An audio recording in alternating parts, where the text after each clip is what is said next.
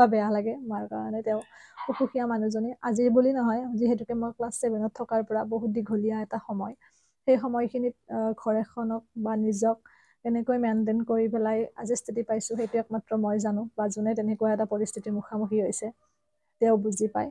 ভগৱানক এটাই প্ৰাৰ্থনা কৰোঁ যাতে ভাল হওক। যিসকলে মোক ওচৰৰ পৰা জানে বা যিসকলে মোক ফিজিকেলি লগ পাইছে তেওঁলোকে মোক এটা প্ৰশ্নই কৰে, তুমি কেনেকৈ ইমান ষ্ট্ৰং হৈ থাকা, বা কেনেকৈ তুমি ইমান হাঁহি মাতি থাকিব পাৰা, বা নিজৰ লক্ষ্যস্থানত কেনেকৈ তুমি অটল হৈ থাকিব পাৰা, ইমান তোমাৰ চিন্তাৰ পিছতো তুমি কেনেকৈ সকলো কামতে নিজক মনোযোগ বা মনোনিৱেশ কৰাব পাৰা। আচলতে কি জানেনে, আপোনালোকৰো হয়তো মনত বহুতৰে কিছুমান প্ৰশ্নৰ উদয় হয় যে বিভিন্ন ভিডিঅ'ত মই আচলতে অকণমান নিজক দুখত ৰাখি পেলাই কিছুমান কথা উপস্থাপন কৰি আহিছোঁ।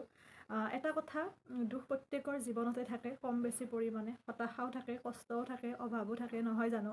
কিন্তু সেই দুখ কষ্ট অভাৱখিনিৰ এটা প্ৰত্যেকৰে সীমা থাকে, নহয় জানো? আৰু সেই দুখ কষ্টটো থাকিবই, সকলো মানুহৰে আছে, ধনী মানুহৰো আছে, দুখীয়া মানুহৰো আছে, সকলোৰে আছে। গতিকে সেইখিনি আমি গ্ৰহণ কৰি আগুৱাই যাবই লাগিব। তাকে লৈ আমি দুখ কৰি বা হতাশাত আহি পেলাই নিজক কেতিয়াও লক্ষ্যস্থানৰ পৰা পিছুৱাই আনিব নালাগে। সেই বস্তুটো জীৱনে বাৰুকৈয়ে উপলব্ধি কৰাইছে, যদিও বয়স বহুত বেছি নহয়, কিন্তু বয়সতকৈ আমাৰ যিখিনি অভিজ্ঞতা, যিখিনি পাইছোঁ সৰুৰ পৰা, সেইখিনিয়ে হয়তো অধিক পৰিপক্ক কৰি তুলিছে। সেইখিনিক লৈ অৱশ্যে কোনো ধৰণৰ মোৰ আক্ষেপ নাই, কাৰণ মই ভাল বুলিয়ে গ্ৰহণ কৰিছোঁ। অনাগত দিনত অন্ততঃ যিমান ধুমুহা আহিলেও, যিমান কষ্ট হ'লেও হাৰ মানিব লগা নহয়।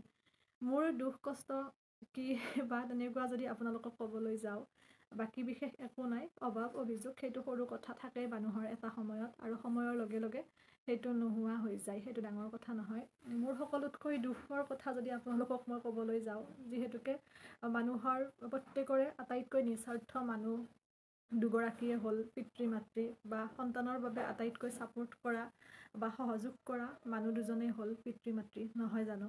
কিন্তু মোৰ ক্ষেত্ৰত অকণমান ব্যতিক্ৰম হ'ল, মানে অৱশ্যে সেইটো কাকো দোষ দিব নোৱাৰোঁ, কাৰণ যিহেতুকে প্ৰত্যেকৰে জীৱনত একে কথা লিখা নাথাকে, বা ধৰি লওক একে ঘটনা নহয়। দেউতাই মোক যথেষ্ট ছাপোৰ্ট কৰি আহিছে, যাৰ বাবে মই কেতিয়াও হাৰ মানিবলৈ শিকা নাই, বা অনাগত দিনতো মই হাৰ নামানো জীৱন যুদ্ধত, কাৰণ ভগৱানে জন্ম দিছে, এনে দিয়া নাই। নিশ্চয় আমি কিবা এটা কৰি থৈ যাব পাৰিলে ভাল। অকল জন্ম হৈ খোৱা লোৱাটোৱে আমাৰ উদ্দেশ্য হ'ব নালাগে। আমি কষ্ট কৰিব লাগিব জীৱনত, কাৰণ মানুহ দুখীয়া হৈ জন্ম লোৱাটো ডাঙৰ কথা নহয়, কিন্তু দুখীয়া হৈ মৰাটো বহুত ডাঙৰ ভুল বা নিজৰ দুখ বুলি মই ক'ম। গতিকে ভগৱানে হাত দিছে, ভৰি দিছে, হাৰ মানিব কিয় লাগে? অৱশ্যে মোৰ কোনো আক্ষেপো নাই, কাৰণ প্ৰত্যেক মানুহৰ জীৱনত থাকে দুখ, আৰু সেই দুখখিনিৰ কাৰণে হয়তো আমি জীৱনত অধিক শক্তিশালী হওঁ। অনাগত দিনত আৰু বহুত ডাঙৰ ডাঙৰ ধুমুহা আহিব পাৰে, সেইখিনিৰ বাবে যুঁজিবৰ কাৰণে অন্ততঃ হাৰ মানিব লগা নহয়। বাকী বহুতে সুধি থাকে কি ইমান দুখ কষ্ট তেনেকুৱা। আচলতে মোৰ মাৰ অসুখ বুলি ক'লে, কি অসুখ বুলি যদি প্ৰশ্ন কৰে, তেনেকৈ একো নাই, কাৰণ তেওঁৰ ৰিপৰ্টসমূহ সকলো নৰ্মেল, বা বিভিন্ন টেষ্ট কৰা গৈছে, পৰীক্ষা নিৰীক্ষাৰ পিছতো একো ডক্তৰে তেওঁৰ অসুখ পোৱা নাই, সকলো নৰ্মেল। সিমানখিনি, এনেকুৱা এখন হস্পিটেল নাই হয়তো য'ত যোৱা নাই, বিভিন্ন মেডিচিন তেওঁ খাইছে। তাৰপিছত তেনেকৈ অৱশ্যে তেওঁ যিহেতুকে ছোৱালী এজনীৰ বিয়াৰ পিছত কিছুমান এনেকুৱা কণ্ডিশ্যন থাকে বাচ্ছা জন্ম পোৱাৰ ক্ষেত্ৰত, তাৰপিছত বহুত দুৰ্বল হৈ যায়। তেনেকৈ মাৰো 3বাৰ চিজাৰিয়ান কৰিছিল। ময়ো জন্ম পাওঁতে যথেষ্টখিনি ক্ৰিটিকেল কণ্ডিশ্যন আছিল, তথাপিও ভগৱানে আনিলে পৃথিৱীখনত। তাৰ বাবে সদায় মই ভগৱানক মানো যথেষ্টখিনি। এই পৃথিৱীখন দেখিছোঁ যাৰ বাবে। আৰু মোৰ আগতো তেনেকৈ 2জন বা 2গৰাকী আছিলে সন্তান, কিন্তু পৃথিৱী তেওঁলোকে দেখিবই নাপালে, কাৰণ মা সম্পূৰ্ণ 9 মাহলৈ, মানে ডেলিভাৰী সময়লৈ ঠিকে থাকে, চেকআপত সকলো নৰ্মেল থাকে, কিন্তু জন্ম পোৱাৰ পিছত মানে মৃত্যু হোৱা তেনেকুৱা কণ্ডিশ্যন কৰিছিল। গতিকে সেই ক্ষেত্ৰতো তেওঁ মানসিকভাৱে অকণমান মানুহজনী দুৰ্বল, বা শাৰীৰিকভাৱেও তেওঁ দুৰ্বল। যথেষ্টখিনি তেওঁক বুজোৱা হৈছে, বুজাব পৰা হোৱাৰ পিছৰ পৰা, তথাপিও মনৰ কথাটোতো আমি উলিয়াই আনিব নোৱাৰোঁ সেইটো, বা তেওঁ অকণমান ষ্ট্ৰং হ'ব লাগে, কিন্তু ষ্ট্ৰং নহয়। সকলো মানুহ একে নাথাকে, যিহেতুকে সন্তানৰ বাবে পিতৃ মাতৃৰ ভূমিকা বহুত ডাঙৰ জীৱনত, আগুৱাই যোৱাৰ ক্ষেত্ৰতে হওক, বা যিটো নিস্বাৰ্থ বুলি কয় প্ৰেম বা ছাপোৰ্ট, যিটো বস্তু হয়তো মই মাৰ ফালৰ পৰা সৰুৰ পৰাই নাপালোঁ।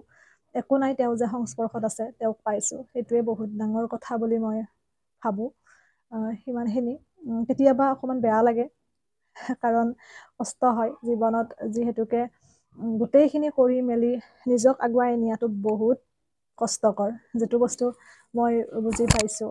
দেউতাই ছাপোৰ্ট কৰিছে বাৰু যেনেকৈ নহওক, তথাপিও মাৰ কথাটো সুকীয়া নহয় জানো।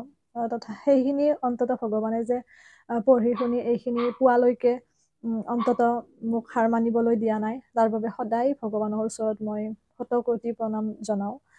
সিমানখিনি। কাৰণ বহুতে আপোনালোকে সুধি আছিল কাৰণে মই ভিডিঅ'টোৰ মাধ্যমেৰে বুজালোঁ। আচলতে যিকোনো ক্ষেত্ৰত আমি যিগৰাকী মানুহে এটা পৰিস্থিতিৰ লগত চলি থাকে তেওঁহে আচলতে কথাখিনি বুজিব পাৰে, কিন্তু আমি দূৰৰ পৰা কোনো এটা কথা কৈ পেলাই আচলতে সেইটো বুজাব নোৱাৰোঁ বা তেওঁৰ স্থিতিটোত আমি উপলব্ধি কৰাব নোৱাৰোঁ। গতিকে যিকোনো এটা মতামত দিবও নালাগে দূৰৰ পৰা, কাৰণ যিয়ে চলে, যিয়ে মানে সেই পৰিৱেশটোৰ মানে মুখামুখি হয় তেওঁহে বুজে প্ৰকৃত কষ্ট বা প্ৰকৃত ঘটনাটো কেনেকুৱা। সিমানখিনি।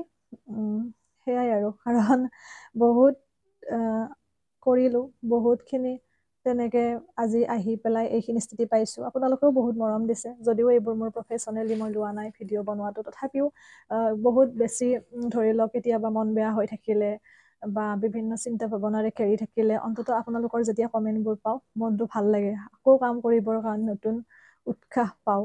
সিমানখিনিয়ে। পঢ়া শুনাৰ ক্ষেত্ৰতো কোনোদিন মই দুখ কষ্ট বা ধৰি লওক সেইবোৰ এটা মই ছাইড হ'ব মানে একেলগ হ'ব দিয়া নাই পঢ়াৰ লগত। দুখ কষ্টখিনি সেইখিনিতে এৰি দিওঁ, পঢ়া সময়খিনিত পঢ়াটো এটা বেলেগ, যিহেতু মোৰ জীৱনৰ এটা লক্ষ্য আছে, সেই বুলি ভাবিয়ে সদায় আগুৱাই আহিছোঁ। এই ক্ষেত্ৰত বিভিন্ন ধুমুহা, বিভিন্নজনৰ বিভিন্ন কথা বহুত জীৱনটোত পাইছোঁ। একো নাই, সেইখিনিও মই আশীৰ্বাদ বুলিয়ে গ্ৰহণ কৰি আহিছোঁ। সেইবাবে মই আচলতে জীৱনত হাৰ নামানো কোনোদিন, কাৰণ হাৰ মানিবলৈ ভগৱানে আমাক পৃথিৱীলৈ পঠোৱা নাই।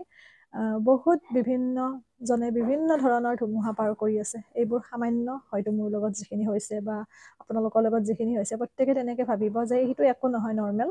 গতিকে চলি যায়, হাঁহি পেলাই আগুৱাই যাব, সকলোৱে সফল হ'ব পাৰিব, সেইটোৱে কথা।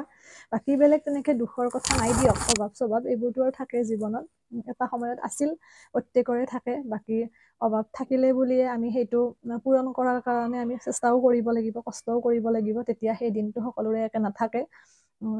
সেইখিনিক লৈ কোনো আক্ষেপ নাই, কিন্তু মেইন অকণমান দুখ কষ্ট বা বেয়া লাগে মাৰ কাৰণে। তেওঁ অসুখীয়া মানুহজনী, আজিৰ বুলি নহয়, যিহেতুকে মই ক্লাছ 7ত থকাৰ পৰা বহুত দীঘলীয়া এটা সময়, সেই সময়খিনিত ঘৰ এখনক বা নিজক কেনেকৈ মেইনটেইন কৰি পেলাই আজি স্থিতি পাইছোঁ সেইটো একমাত্ৰ মই জানো, বা যোনে তেনেকুৱা এটা পৰিস্থিতিৰ মুখামুখি হৈছে তেওঁ বুজি পায়।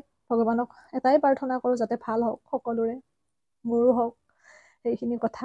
বাকী ভালে থাকিব আপোনালোক, বহুত আপোনালোকে মৰম দিছে, আশীৰ্বাদ কৰিছে, কথাখিনি কৈ দিছোঁ দিয়ক। কাৰণ কেতিয়াবা ভিডিঅ' কিছুমানৰ ব্লগৰ মাজতো কোৱা যায়, বহুতে জানিব বিচাৰে সম্পূৰ্ণকৈ ঘটনাটো কি, বা বিভিন্নজনে বিভিন্ন কথাও মনত উদয় হয়। ভুলকৈ ভবাটো যিহেতু নিবিচাৰোঁ মই, সেইবাবে মই মানে যিখিনি বাস্তৱ সেইখিনি আপোনালোকক কৈ দিছোঁ। বা বিভিন্নজনে কাম কৰা ভিডিঅ'টো সোধে কোনো নাই নেকি ঘৰত, আৰু আচলতে মা দেউতা আৰু মই, আমি তিনিজনীয়াই পৰিয়াল। ইমানখিনিয়ে। নতুন বহুতে সুধি থাকে ক'ত ঘৰ, মোৰ ঘৰ হাজোত। হাজো হয়গ্ৰীৱ মাধৱ মন্দিৰ যে আছে তালৈ যাব নালাগে, নাপাওঁতে পাই, গেৰুৱা বুলি কয়, সেইখিনি কৈ দিলোঁ। বাকী ভালে থাকিব সকলো, সাহস দিব, আৰু আপোনালোকেও হাৰ নামানিব কোনেও জীৱনত। প্ৰত্যেকৰে দুখ আছে, কষ্ট আছে, হতাশা আছে জীৱনত, এনেকুৱা কোনো এগৰাকী মানুহ নাই যাৰ জীৱনত দুখ নাই।